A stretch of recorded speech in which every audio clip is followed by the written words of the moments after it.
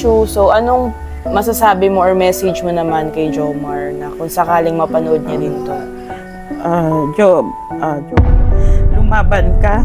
Alam ko naman mabait ka, masipag ka naman na tao, mabait, at saka palaban ka rin. Lumaban ka, wag mo intindihin yung anong mga issue. Ganun lang. So, hello guys! Welcome back to my channel. So, today po, ang ating guest, syempre, si Yaya Beth. Yes. Isang ngiti naman dyan. So, meron lang tayong mga konting katanungan kay Yaya Beth bago siya umuwi, pabalik ng Manila. So, syempre, una sa lahat, ilang taon ka na, Yaya Beth? 59. Gagawin 60 kasi bawal ang 9 ang dulo. Yan, sa mga hindi po nakakaalam yan, si Yaya Beth po ay matagal na po sa family Chua. ng Chua. Pero originally, si Yaya Beth po talaga ay doon sa family ni Mama na nasa Taiwan. Kaso syempre, since lahat po sila ay nasa Taiwan na, syempre, si Yaya Beth ay kasama na po namin. Oo. So, nasaan ang mga magulang mo? Ay sa Bacolod, sa Negros, galing wala na sila lahat. So, ilang taon ka nung nawala sila? Nawala yung tatay ko, ay yung papa ko, ay ang edad ko yata 18. Ay, matagal na. Tagal na yon. 18 o 20, parang gano'n. Si mama mo? Si mama ko, nung 2013 yata nawala siya, 14, gano'n. So, ilan kayo magkakapatid? Siyam. Pang ilan si Yaya Beth? Totally, 10 kami may kapatid kami sa nanay isa. Panganay yun. So, Pang ilan ka? Pang-5 sa magkakapatid. Gitna. At ilang taon ka na, syempre, sa Chua family? Mag 41. Grabe. Magpo 41 41 years. 41 days. 41 years. Bata So, pa ako sa kanila. Oo. So, anong grade naman ang natapos ni Yaya Beth? Kwan lang, elementary. Elementary. So, bakit maaga kang nagtrabaho? Utos ba yan ng magulang mo? Hindi. Siyempre, Pusang hindi. loob. Pusang loob ko. Kasi nakuan ako sa mga kaibigan ko eh. Nakuan nila ako nga. Na-influensyahan Oo, nila. maganda magtrabaho, ganun. So, dati ba, di mo naisip na umuwi na sa inyo, mag-aral na lang? Kasi ilang taon ka nung napunta ka kay Lamanet? Ilang taon ba ako? Kalimutan ko. Mga 16 yata. 16 pa lang? Oo, 16 o 15. Basta bata pa ako. So, hindi mo ba naisipan ng mga oras na yun na bumalik sa magulang mo? Kasi syempre, bata ka pa eh. Hindi naman, na-enjoy na rin ako dito kasi na-enjoy na ako dito kasi nandito sila ni mama mo, si mama mo, si tita, si Jinky, kapatid ni ate. Yun, parang kami nagkukuhan na rin, barkada, ganun. Nalibang ka na? Oo, nalibang na kami. Oo. So, nagkaroon ba ng boyfriend si Yaya Beth? Yan ang... Hindi naman ako nagyayabang. Nagkaroon naman na... So, hindi totoo ang sinasabi ni Mama Jebang, never been kissed, Ay. never been touched.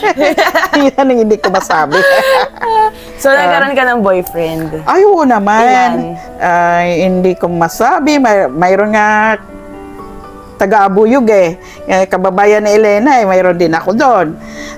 Wag na lang lahat isa-isahin. Pero bakit hindi ka nag-asawa?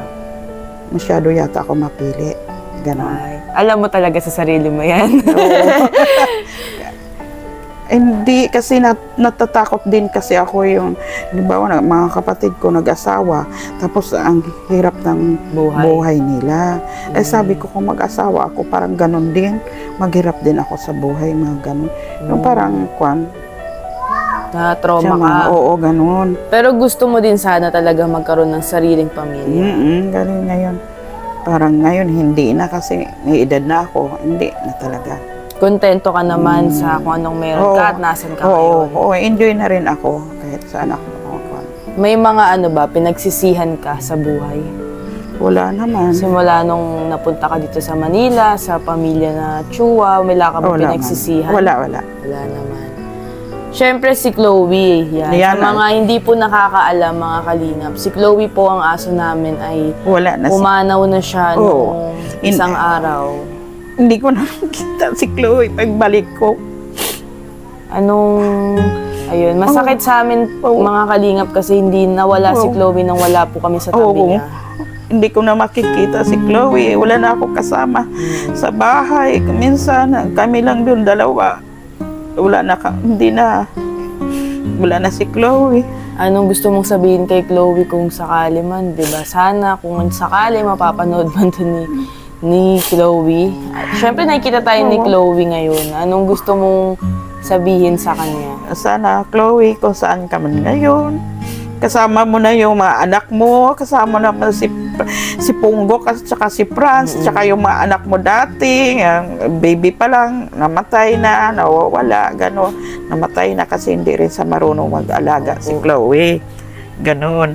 Yeah, nalulungkot po kami kasi si Chloe po, sobrang bait po niyan at matagal na po siya sa amin, 11 years na sa atin si Chloe. Oo. So, tapos, nung tuwing umaga, nilalabas ko siya, ikot-ikot kami, tapos sa hapon, sa gabi, ganun din. So, sa mga di nakakaalam mga kalingap, si Chloe po ay 11 years na sa amin. So, yung edad po niya, lifespan po ng isang Shih Tzu ay sakto lang naman po sa kanyang pagkawala. So, matanda na po talaga si Chloe, guys. Nalulungkot lang kami syempre na wala po siya at di namin siya nakita man lang bago siya nawala, hindi namin siya nakasama at ang iniisip ko doon syempre, baka inisip niya kasi binigay na po namin siya. Pero hindi namin binigay yan si Chloe. Talagang waiting lang po kami sa right time na syempre makuha siya at magkaroon kami sariling apartment. Di naman po kasi pwede dito at may bata, si Ali. At hindi po pwede namin ilagay si Chloe sa labas lang dahil may mga askal po sa labas. Oo, kasi at saka hindi sanay sa labas. Oo, palagi hindi siya sa sanay. loob. Pero mabait po sobra si Chloe at syempre nalulungkot lang po kami dahil matagal po namin siyang nakasama. At siguro iniisip na lang po namin na hindi na siya mahihirapan, di ba? Hindi na siya maiinitan. Kasi matanda na po talaga si Chloe, guys. So, ayun, minsan ba nararamdaman mo mag-isa ka lang? Kasi wala ka namang pamilya. Oo naman, oo. Pero, anong iniisip mo sa buhay? Siyempre, nandito lang naman ang Chua family sa'yo. Hindi lang ang Chua, ang Kalingap, nandito na rin para sa'yo. Welcome na welcome ka dito sa Dait. Diba? So, minsan ba nalulungkot ka at pakiramdam mo mag-isa ka? Hindi naman. Lalo na doon sa Santa Mesa, mag-isa lang ako. Hindi naman ako nalulungkot kasi nandun si Chloe. Eh, anong balak mo ngayon na, syempre, si Chloe, nagpapahinga na siya, masaya na siya sa taas. Anong balak mo ngayon na wala na si Chloe, wala ka nang uuwian? Oo nga eh. Siguro madalas na lang ako dito. Oo, kasi mag-isa ka doon para hindi ka malungkot. So, ano naman ang pinakamasayang memory sa buhay mo na kasama ang Chua family? Siyempre, matagal ka sa kanila, sa amin, di ba? Anong pinaka-the best memory sa buhay mo? Sa buhay ko, yung nung kwan pa, ang pinaka masaya yung dalaga pa sila ni mama mo, si Tita Jinky mo. Yun talaga. Kasi lahat na kalokohan namin ay gumagala kami, lumalabas kami. Muntik na lang kami makuha na ng abutan ng kwan doon. Doon sa Malacanang, di ba? Yung si kwan, presidente, si Cory pa. Oo. Yun. So, pwede ka ba magbigay ng isang kalokohan ni Mama Gemma nung dalaga pa siya? Wala naman. Nung dalaga pa siya? Oo, yung mabigat, ilaglag mo si Mama Gemma. It's your time to shine. Yung pumupunta kami sa bahay ng boyfriend niya dati, si Soylo, di ba? Pumupunta tayo sa Pasay, sa tiyahin ni Soylo, no? Shout out daw po yan, Soylo. Napapanoan mo daw si Mama Gemma. Ay, nag-aantay lang dyan sa gilid. Atangka din yun. Pupunta kami doon. So, eto naman, Yabet. Since, syempre, baby pa lang kami ni Kalingap Dan. Grabe, nandyan na po si Yayabet. Paano mo naman nalalaman kapag si Kalingap Dan ay galit na o naiinis na? Ang malalaman ko nga, galit na yung basta parang hindi ko naman sa talaga nakikita, nagagalit yun. Hindi, parang kalokohan pa rin. Simula ng bata, ganun pa rin siya. So, paano mo naman nasasabi kapag in love na talaga si Kalingap Dan? Ay, masaya. Makikita mo sa mukha niya. Tapos panay pa, loko, magbiro, ganun yun siya. Ano siya, masayahin. Masayahin. Basta mayroon siyang... masaya ka naman ba sa love life ngayon ni Kalingap Dan? Oo naman. Siyempre, alam natin lahat na masaya. official na. Oo. Ano namang mapapayo mo siyempre kay Joy bilang kilalang kilala mo na si Kalingap Dan? Anong tip mo kay Joy? Ay, Joy, wag ka, ang tip ko lang sa'yo, wag ka mag-alala. Mabait yan si Kalingap. Si Dan. Kalingap Jack. Makuan talaga yun. Bihira yan magalit. Hindi yan, palagi lang yan nagbibiro. Maloko. Ganun lang. Loko nga biro ha, hindi nga magloko-loko. Yun. Ganun yun siya. Mabait si Dan. Wala ka dyan masabi mabait yun na tao. So, Simulan ano namang masasabi mo sa pag-welcome sa'yo ng Team Brooks, ng Team Kalingap dito masaya. sa Daet? Masaya naman. Oo, masaya ako dito. Nag-welcome nila ako. Mababait naman sila.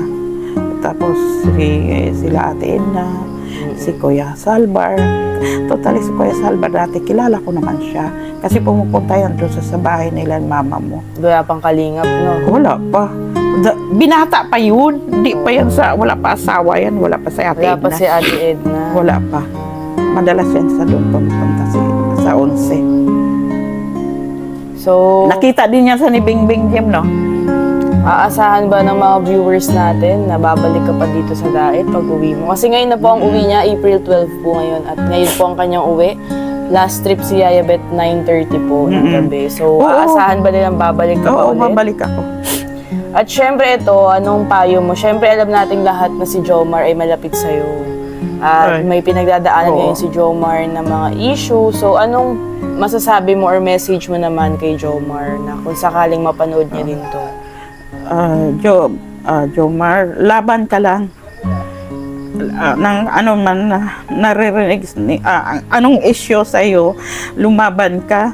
Alam ko naman mabait ka, masipag ka naman na tao, mabait, at saka palaban ka rin. Lumaban ka, wag mo intindihin yung anong mga issue. Ganun lang. Ingat ka palagi. So, ayun guys, no? Si Yaya Bet ay medyo emotional ngayon dahil po sa aso namin na Sa aso ha, umiiyak lang ako kay Chloe ha. Baka sabihin nyo, umiiyak ako tungkol kay Jomar. Hindi. Oo, nasakit din kasi siyempre malapit sa akin si Jomar.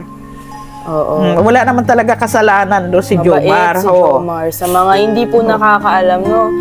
Si Yaya Bet, guys, hindi yan mapapalapit sa isang tao kapag may ugali yan. Oo. Kasi may ugali din si Yaya Bet.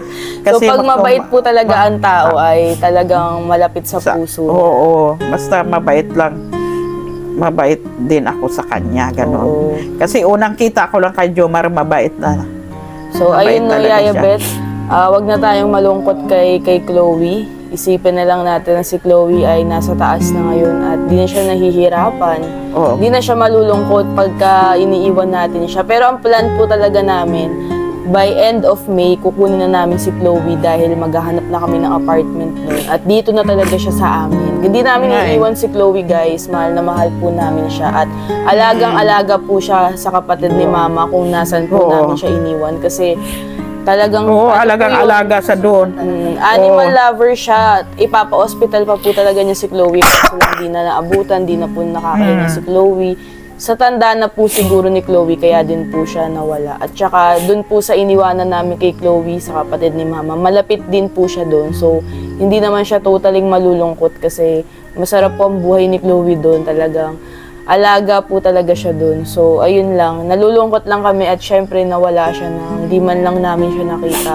Oo nga eh. Wala kami Nakita natin yung huli na, yung Jim, no? Kabukasan na sa amin, Josie, wala na. Ganon.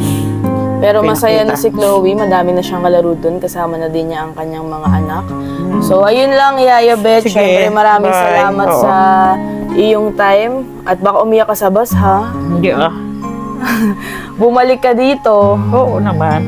So, ayun lang, guys. Maraming salamat sa inyong time. At God bless you all. Bye. Bye.